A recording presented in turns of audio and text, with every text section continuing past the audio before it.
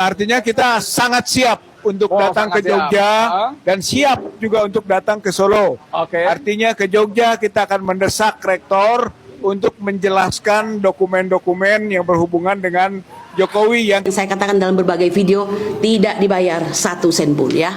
Ya kenapa? Karena kita tahu ini mahal. Istiqomah itu mahal begitu. Nah, Bapak Ibu sekalian, saya sebenarnya ingin menggugah hati bangsa Indonesia ya. Anda itu sebenarnya sudah melihat kecurangan, kejahatan yang luar biasa. Ya memang dilakukan oleh orang yang primus inter pares tadi. Apa boleh buat dia sudah terpilih sebagai presiden dengan segala akal bulus yang terjadi, didukung oleh orang-orang kuat ya, sedemikian rupa, dan mungkin ya karena Allah ingin memberikan pelajaran kepada kita, diizinkanlah dia menjadi presiden ya sampai 2 periode. Tetapi presiden dengan ijazah palsu itu sungguh memalukan, memuakkan, dan menjijikkan.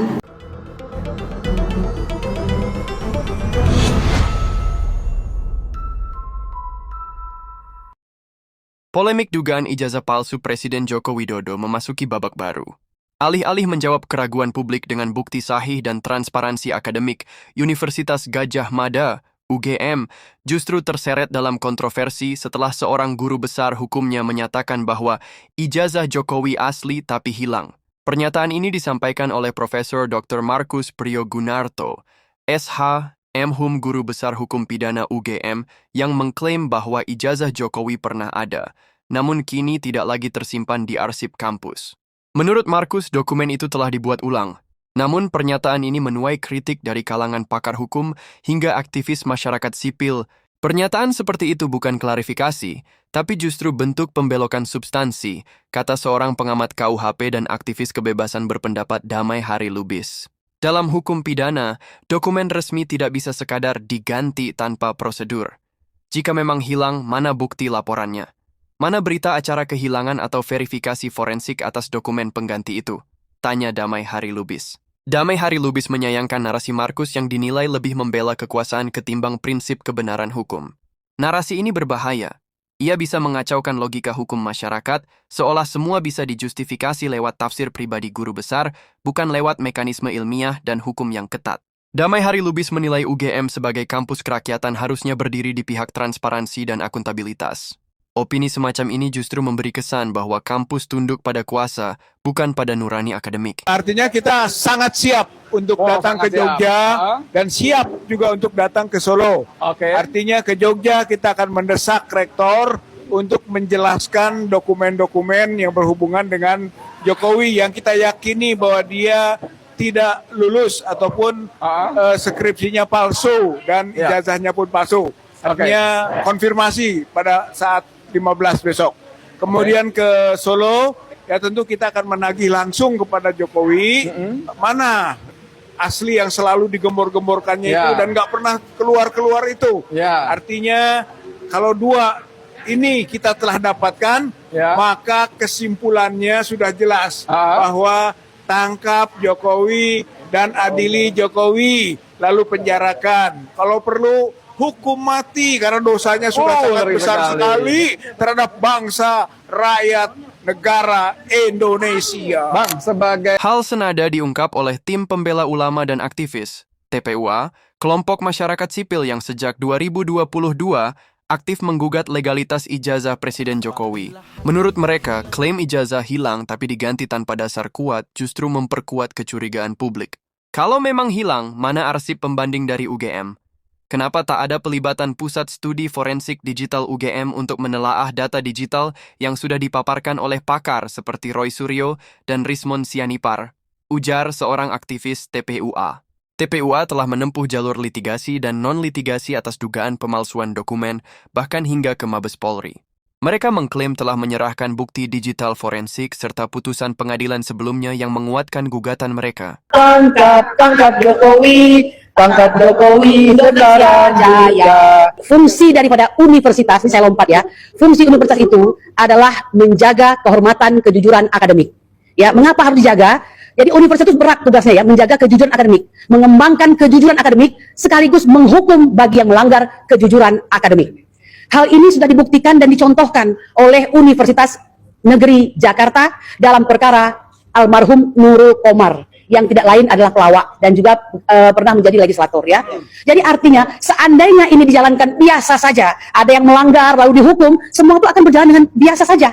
Semua nah, itu ya. Jadi apa yang dilakukan oleh UNJ, mereka menyatakan bahwa SKL atau surat keterangan lulus daripada Nurul Komar itu adalah palsu ya, karena mereka tidak pernah mengeluarkan sertifikat S2 dan S3-nya. Nah, dengan demikian Nurul Komar, Bang, batal menjadi rektor ya Universitas ya Muhadi Setiabudi Brebes ya. Bahkan beliau dipenjara, dijemput langsung dari Cirebon di rumah kediamannya. Apakah jika ini Joko Widodo akan bisa terjadi seperti ini? Harusnya terjadi ya, karena kita semua adalah sama di dalam hukum dan pemerintahan dan wajib menjunjung tinggi hukum dan pemerintahan, tidak ada kecualinya. Namun itu tentu saja tidak terjadi.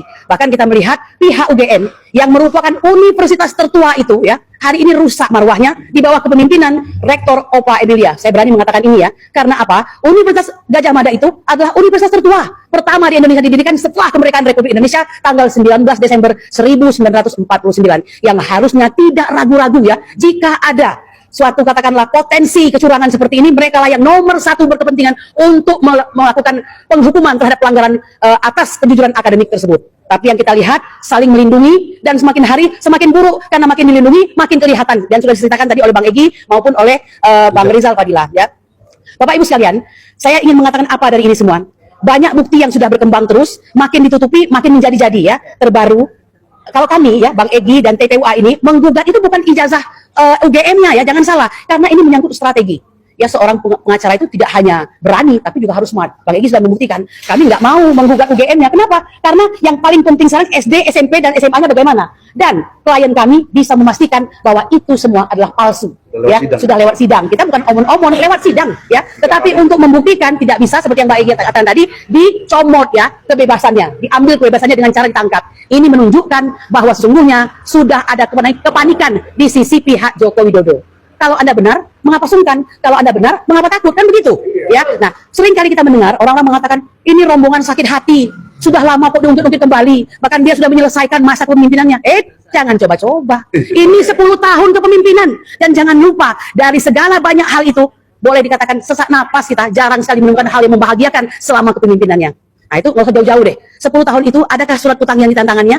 Banyak sekali, dan menghasilkan hutang, including yang nampak dan yang hidden itu hampir 20.000 triliun. Ya, bayangkan. Ini kalau seandainya kita bisa membuat Joko Widodo yang rakyat biasa pada hari ini untuk mempertanggungjawabkan perbuatannya, insya Allah akan sangat membantu pemerintahan Bapak Prabowo yang kita cintai pada hari ini untuk menjadi mungkin ya meringankan beban-beban biaya yang semakin tidak karu-karuan di negara ini. Kenapa?